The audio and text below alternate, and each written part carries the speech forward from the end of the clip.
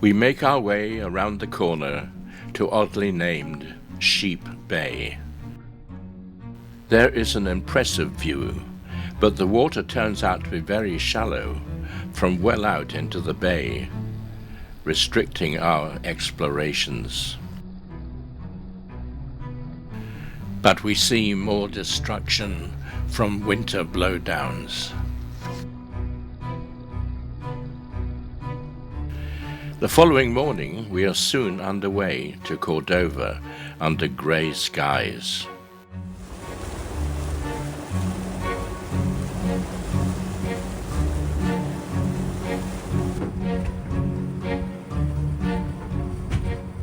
The harbour entrance is guarded by the usual flocks of gulls, attracted by residue from the processing plants.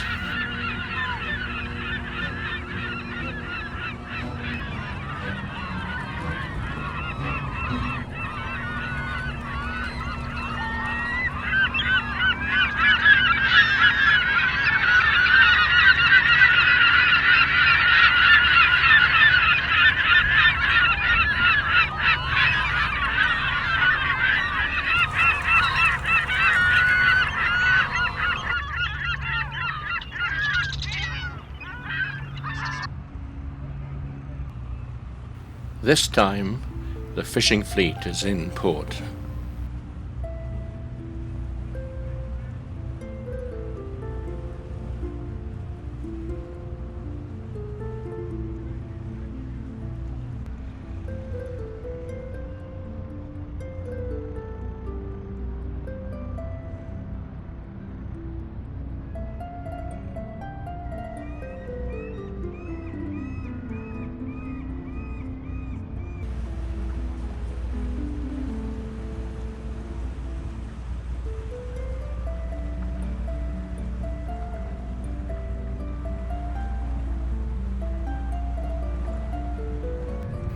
As usual in this part of the world, someone shows up on the dock to take our lines. To continue our return journey south, we need to cross the open waters of the Gulf of Alaska. Chris contacts Commander's Weather for advice on the conditions. And we can leave as late as Wednesday without a problem if that helps. Okay, well, looks like we have pretty comfortable weather on Tuesday for the beginning of it. Should have high pressure to the south as usual, so that typical, southwest or west, and then northwest wind down southeast Alaska. So I'll be behind you pretty much the whole time through Tuesday. But looks like as we get into Wednesday, there's a higher chance of a front moving through, interior Alaska and having impacts offshore to the south. Mm-hmm. So we'll want to avoid being out there. Maybe the wind regime might stay behind you. It's a little unclear, exactly what the orientation of the front would be. But it does look like there could be a good batch of squally weather, pushing ahead of that on Wednesday. That would make things, at the very least, just less comfortable for you guys. And that's with southeast winds or what? Yeah, there could be southeast to east winds out ahead of it. It's still, a lot of disagreement between the sources we have exactly how strong it will be. So there's a chance it's just a line of squalls, but the wind regime doesn't change very much. But there are a couple options showing more of a southeast wind ahead of it. A vessel with LiDAR equipment is conducting a survey of the entire marina. The boat has an interesting name.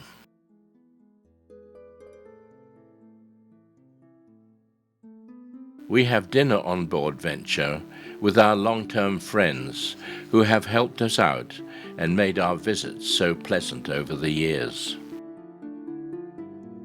Our team gather in the cockpit for a farewell photo on our final evening.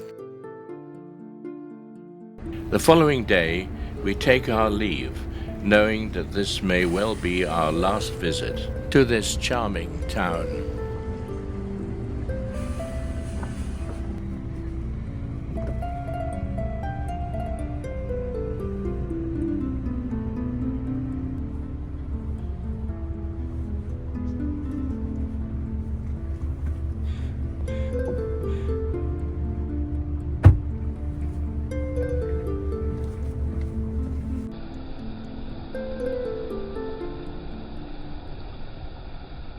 and make our way to Garden Grove in Port Etches on Hinchinbrook Island, at the mouth of Prince William Sound. This is one of the places where submerged buoys keep track of the fish and mammals entering and leaving the Sound, as we had learned during our visit to the Prince William Sound Science Center in Cordova. Along the way we passed dramatic porpoise rocks.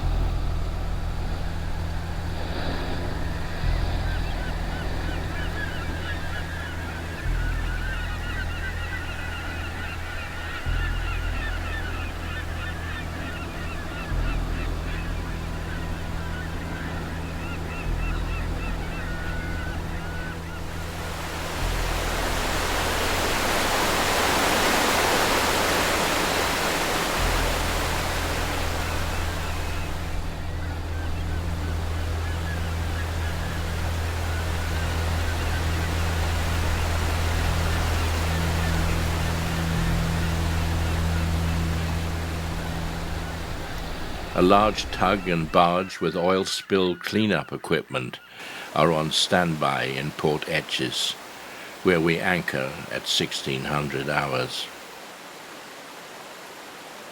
The following morning we are up at 5 a.m. for our departure into the Gulf.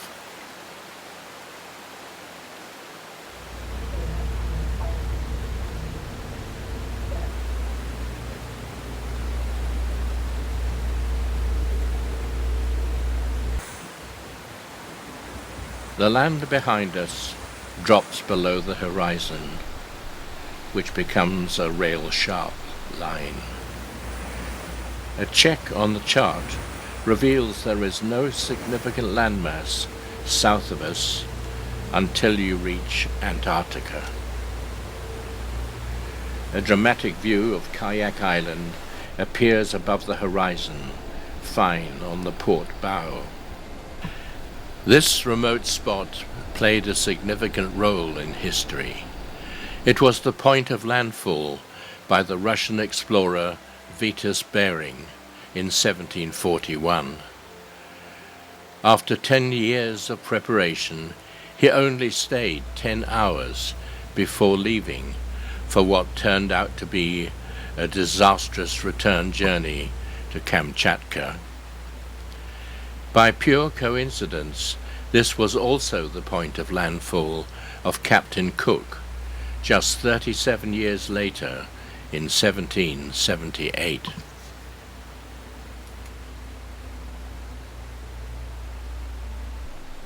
Once this landmark faded from view, the sun slipped below the horizon for our night underway at sea.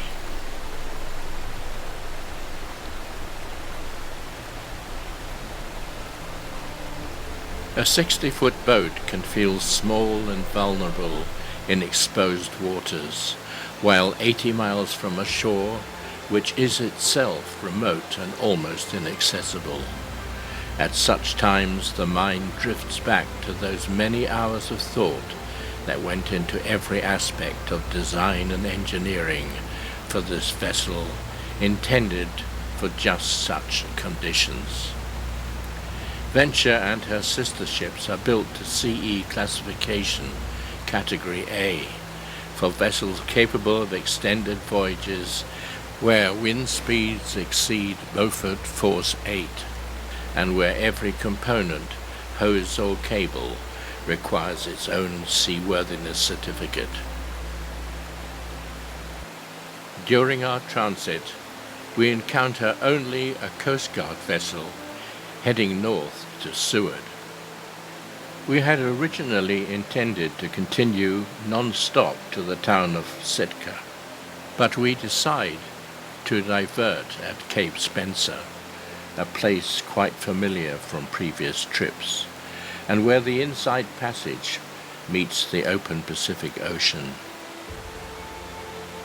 As we approach the land, we are rewarded by wonderful views of the coastal mountains of the Fairweather Range.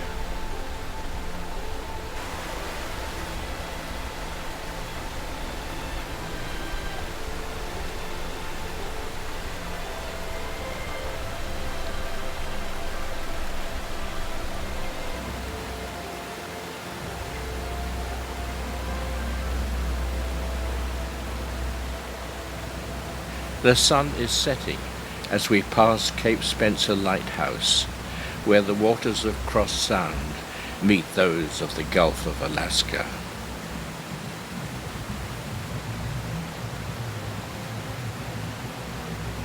Creating turbulent conditions.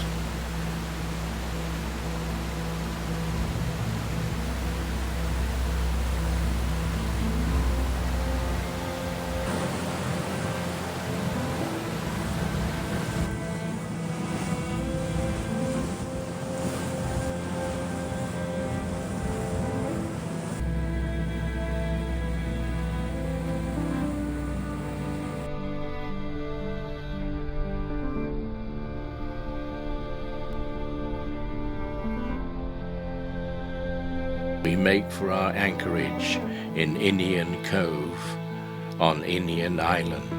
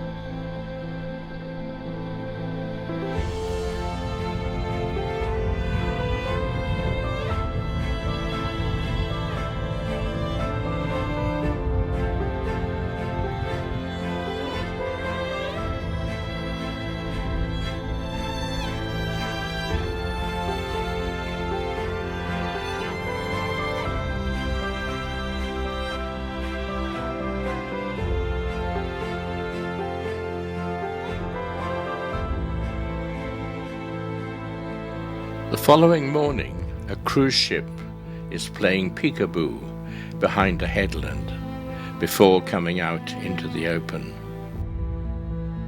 We decide to spend a day in the area to consider whether to continue to Sitka, either by the longer inland route or the shorter, open Pacific course along the rugged and exposed coast of Chichikov Island.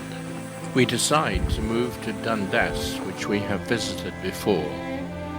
Dense mist now fills the narrow channel through which we passed last night, so we reverse course and take an alternative route.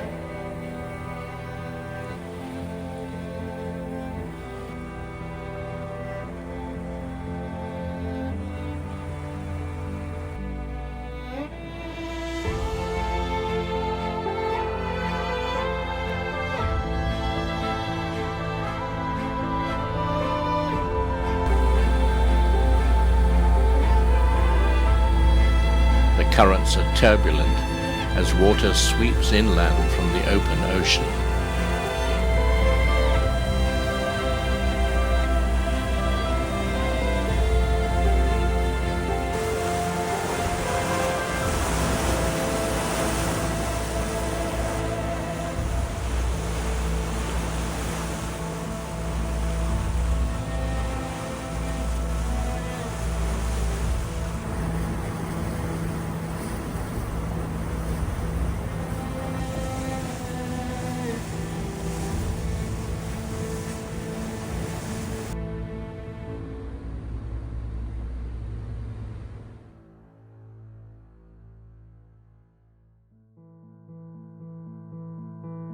We anchor in the western arm of Dundas, within sight of the coastal mountains.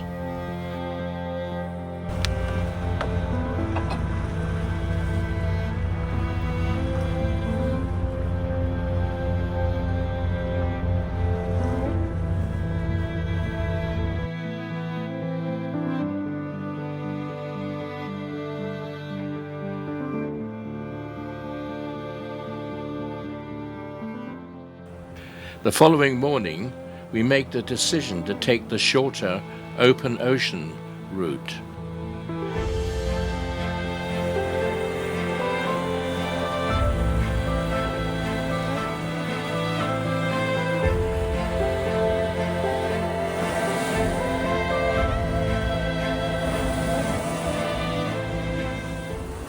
Despite the wall of mist that seems to bar our way.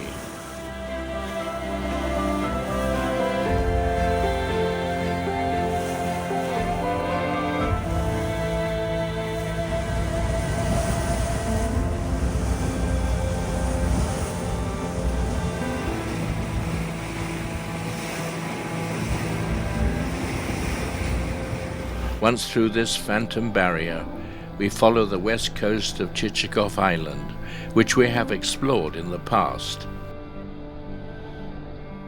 and to stop for the night in Kalinin Bay before entering Neva Strait, leading to Sitka.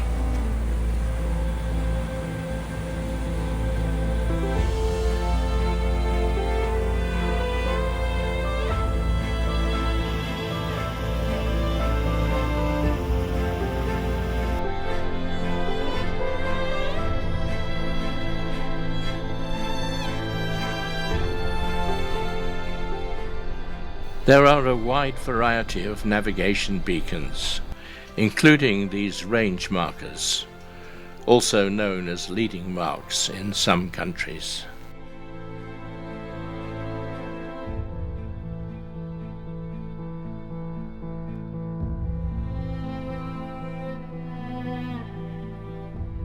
On entering the marina, we see Bearpaw, a charter vessel to whom we were able to lend a helping hand a couple of years ago.